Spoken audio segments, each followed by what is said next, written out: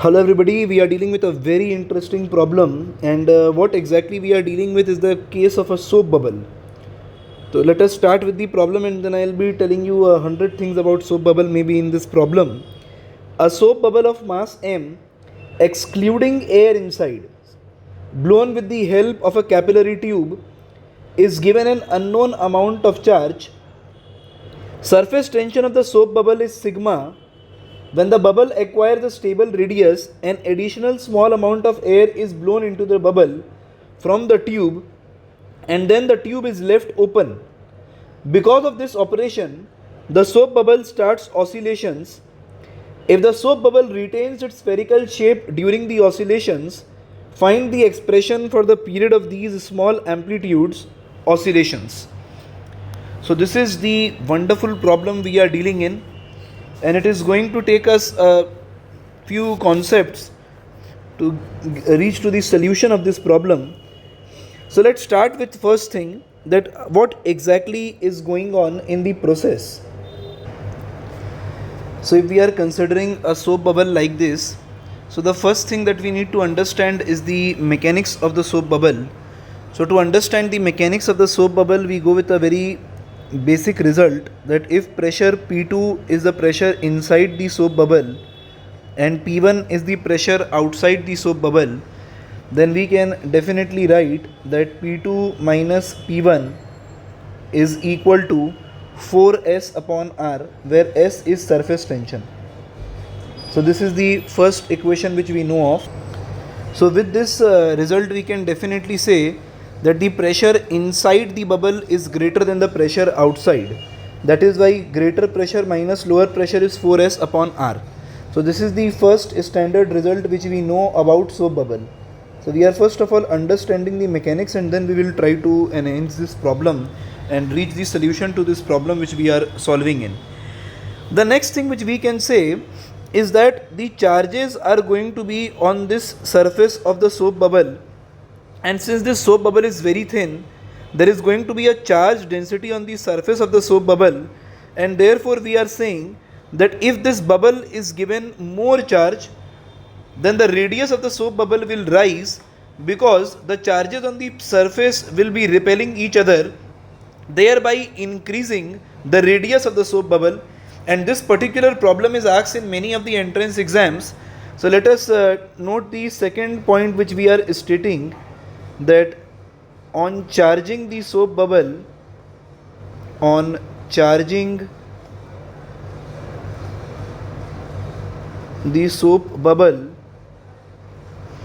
its radius increases.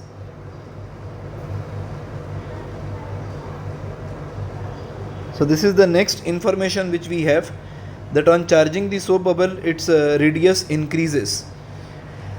So now in this problem, if we reread the problem over here, so the problem is stating that a soap bubble of mass m excluding air, that is over here we are saying that if we are treating this soap bubble as a shell of mass m, then the shell of mass m is having a mass m which we are talking about.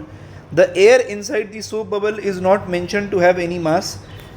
With the help of a capillary tube is given an unknown amount of charge. So unknown amount of charge is given to it. We don't know about the charge which this soap bubble is having.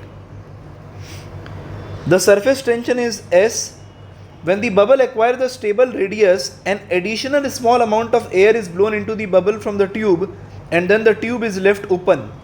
Because of this operation, the soap bubble starts oscillation. So this particular line is going to play a very important role, that because of this operation the soap bubble starts oscillations. So we can technically say that this soap bubble is breathing, and as the soap bubble is breathing, its radius is increasing or decreasing about its mean position, and therefore at a certain point, if we are going to draw the soap bubble, it can be considered to have a certain velocity. The velocity which we are imparting is the velocity of the periphery of the soap bubble. So let me redraw the diagram to explain this situation. So this is the situation of the problem. So over here we are considering that this soap bubble is having a lower radius which is marked by this particular circle, and then the greater radius which is marked by this particular circle. And then what exactly happens is that as the air is blown into it, it expands from this part of the circle to reach this portion, and it is happening throughout the diameter chord or the throughout the spherical region. ये सभी तरफ से expand करके ये यहाँ से यहाँ पहुँच जाता है.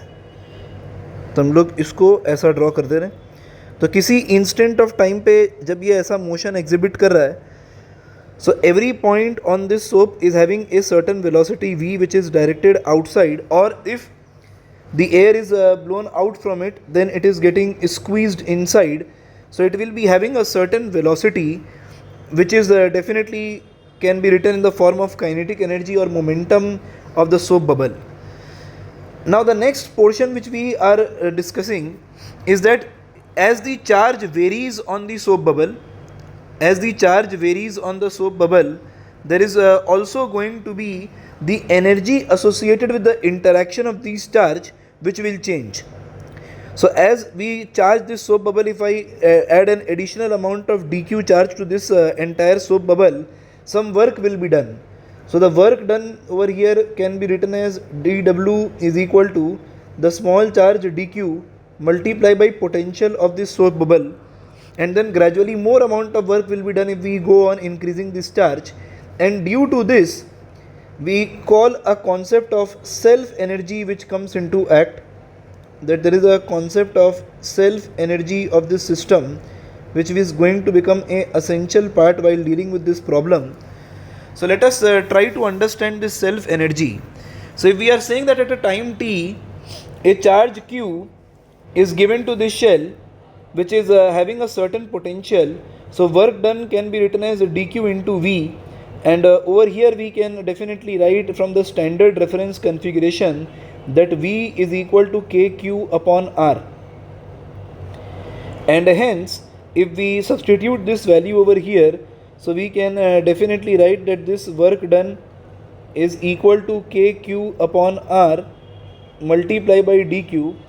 And in charging this up entirely from 0 to q, we are going to spend some work done, and this work done will be stored in the form of self energy of this spherical shell, which is w is equal to q square by 2r, or we can write it as q square upon 8 pi epsilon naught r, or 0.5 kq square by r. So it is written in various ways, 0.5 kq square by r, or in this format. So work done can be written as 0.5 kq square by r, or like this or like this. So this is the self energy which we are stating, that as this shell is going to be charged having different charge q, it is going to acquire a different self energy, due to which we say some work is done which is stored in this form. So over here the next important aspect to be kept in mind is that there are going to be the two peripherals. So over here we have an inner radius which we say as r, and there is also an outer radius which we also mention as r. Obviously the thickness of the soap bubble is almost negligible, so r1 and r2, which we are considering it to be same because the thickness of the soap bubble is ignored. So some energy is going to be stored in the inner peripheral and the outer peripheral, which we call as the energy contribution due to surface energy. So now we have identified the three constraints or three energies. So if I write the total energy of this configuration at a certain instant of time, total energy associated with the soap bubble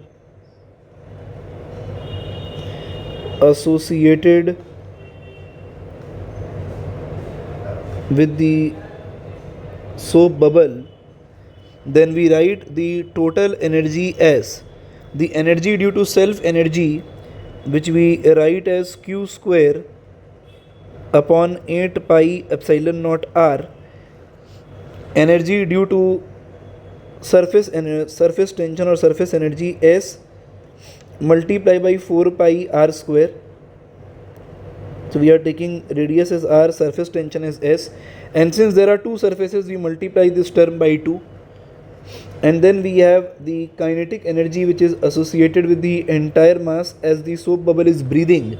So when I say soap bubble is breathing, I have already explained what exactly that I am trying to say. I am trying to say that the soap bubble is changing its radius from this point to another, which is mentioned in this problem over here. When the bubble acquires a stable radius, an additional small amount of air is blown into the bubble from the tube, and then tube is left open. So through this tube, which is acting like the nose of the soap bubble is breathing in some air and then breathing out some air, and because of this operation the soap bubble starts oscillations, and this oscillations technically means that the radius is changing as the soap bubble is breathing some air inside and some air outside, and then we are trying to write the energy expression for the same at a certain instant of time, and this is the expression of energy which we have, which is constant. So now as we solve many problems of SHM using energy equation, so if we say that since total energy is constant, so derivative of total energy with time is going to be 0. So if this is going to be 0, then we can say that if we differentiate this term, we have q square upon 8 pi epsilon naught, and then we have derivative of 1 by r. So we write it as minus 1 by r square dr by dt, and then over here we have 8 pi s 2r dr by dt, and then over here we will have half m 2v dv by dt, and this entire term is equated to 0. So the first thing that we have done is we have identified how this soap bubble is moving, how the radius of the soap bubble is going to vary with the charge given to the soap bubble. Then we identify the self energy associated with the soap bubble, and then we identify the surface energy of the soap bubble, the kinetic energy of the soap bubble mass, which is which I am stating as breathing of the soap bubble, and then this is the entire aspect which we are writing in as. So the next part which we have is we are writing this change in radius is because of velocity, and this dv by dt is acceleration. So this expression is going to take the form minus q square upon 8 pi epsilon naught r square dr by dt as velocity v plus 16 pi s r dr by dt as velocity v plus mv dv by dt is acceleration a, and this term is equal to 0. तो अगर अपने यहाँ से velocity को common लेके हटा देते हैं, so we are going to have this equation, and then we can write ma or mass into acceleration as ma can be written as, we have removed all the velocity expression, and then we are writing ma as q square upon 8 pi epsilon naught r square, and then we also have one more term over here 16 pi s r. So this is the expression which we have. So negative term over here is this, and this is the term which we have obtained. So over here we can say that this is the expression of importance for us over here right now as far as this problem is concerned. And over here we say at mean position or at equilibrium,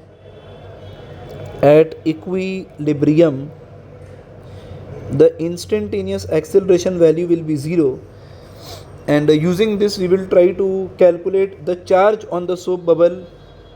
The charge on the soap bubble can be determined using this expression.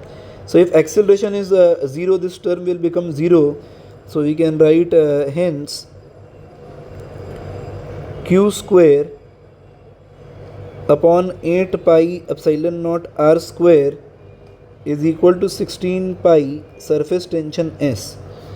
So over here, from here, if we calculate the value of charge or q square, then q square can be written as 128 pi into pi square, and r cube S epsilon naught r cube. So this is the expression which we have when it comes to the charge on the soap bubble when this kind of a problem is solved. So this is the expression of charge that we have. So this is the expression of charge which we have calculated over here in this problem. So now if we go back to the diagram to understand what exactly does this represent. So over here we can see that this is the diagram which we have. So over here we can say that this point is representing the mean position mark, and the radius r0 which we are referring in the equation of charge q is technically this radius r0, and the soap bubble is executing mean position about this mean position, and wherein these red ends are executing the plus amplitude mark and minus amplitude mark over here. So this is how this soap bubble is technically moving or breathing, as I said in the problem before. So if we come back to this problem, so the problem is stating if the soap bubble retains its shape, and because of this operation, so the operation which we are talking about is that a small amount of air is blown into the bubble from the tube, and then the tube is left open. So over here we can say that this through this tube some air is getting inside the soap bubble, increasing its radius, and then when the radius is increased there is some changes that is taking place, and then the air is sucked out from the tube. So what we are trying to refer to is particularly this expression. So this expression is of prime importance, so we need to understand what exactly or how exactly this mechanism is being discussed. So this is the equation which we are referring to. So over here we say if we increase this radius, or if this term over here r increases, so the self energy decreases, and over here if r increases then surface energy decreases. So surface energy increases. So r increases, surface energy increases. So with the drop in the surface energy value, the surface tension energy or the surface energy which we refer to is increased. So technically the system is trying to attain the least energy configuration, and as a result of which when one parameter increases the other decreases, and when the other increases the other one decreases. So the system is constantly in a state of pursuit to attain equilibrium, and as a result of which it is changing its radius from the greater value to the lesser value, and in somewhere in between it is at the mean position mark. So this is how this soap bubble is executing SHM. So if we come to this part to calculate the SHM values over here, the next important aspect to understand is that this charge over here is having this radius r0 fixed.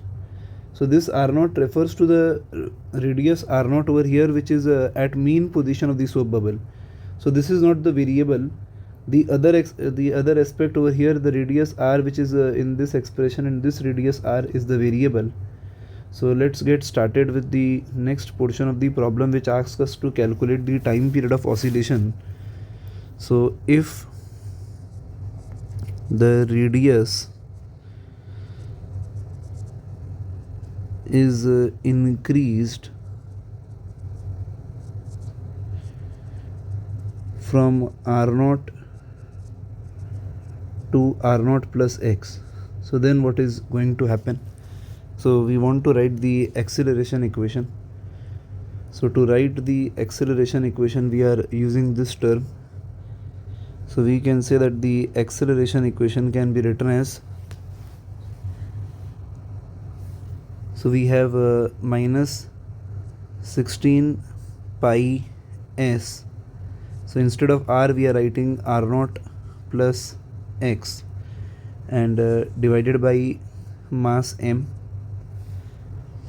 and then we have q square. So instead of q square we are putting this value 128 pi square s epsilon naught r0 cube, and then divided by 8 pi epsilon naught, and instead of this r we are writing r0 plus x squared. So this is how we obtain this expression, and now the entire focus is to make it look like an SHM. So all the mathematics from here onwards will be to make it look like an SHM. So over here we can say that on rewriting this term, we will obtain something like this. So from here 1 pi will cancel out, epsilon naught will cancel out, and if we divide it by 8 we will obtain 16. So over here we can say that so we obtain A equal to minus 16 pi s r naught plus x by m, and then over here we again have 16 pi s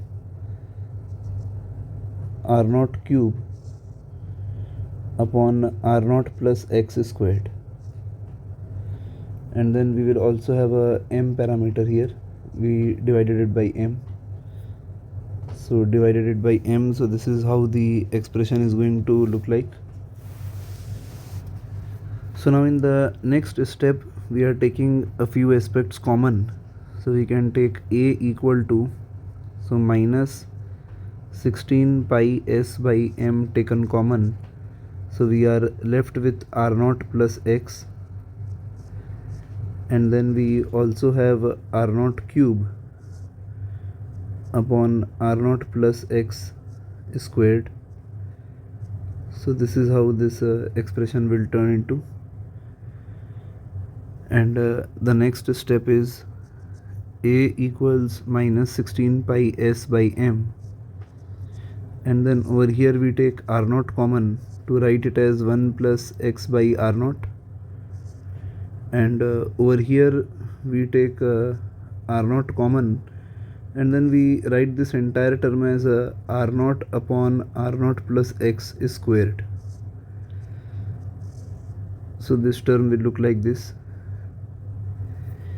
and in the next step we take this r naught out, then we have 1 plus x by r naught plus, so over here we can, if we divide by r naught, we will be having 1 plus x by r naught to the power minus 2,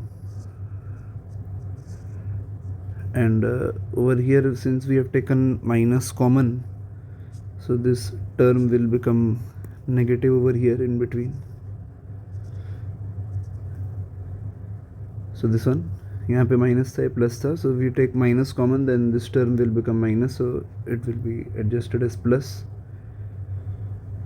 So the next line is, we are very close to obtaining the SHM form, minus 16 pi s r naught by m, 1 plus x by r naught, and if we use binomial approximation here, minus 1, so minus 2 will become 2x by r naught, and therefore the term that we have is going to look like a equals, so 2x 1x 3x by r naught, so 16 into 3 will become minus 48 pi s by m, and then r naught will cancel out and x will remain.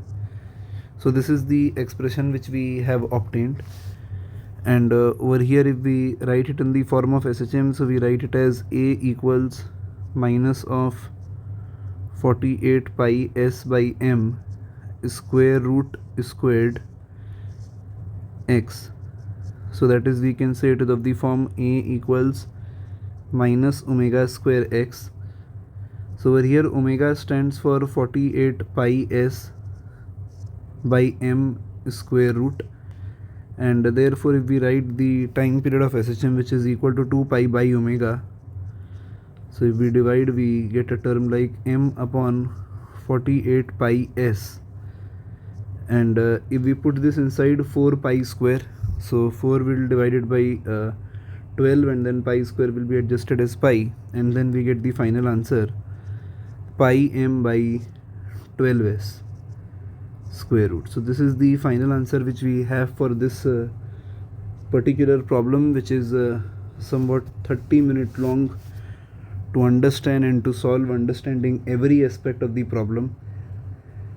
I obviously know this kind of problem will never be asked in any form of exam, but it will strengthen you up so much that you can solve anything. So you know you can make any number of questions using this the concept which we have discussed, be it the concept of self energy. So students, don't start finding self energy concept everywhere. It is not for every other problem which you solve in electrostatics. It must be kept in mind that we use the concept of surface self energy only when a problem like this is asked, or maybe in many other cases of Erudov problem we will discuss self energy. So self energy is only asked when the system is undergoing a certain change and the charge in itself is the cause of concern, be it a case of concentric spherical shell where the charge is taken from the center to the infinity, then we will again use self energy concept.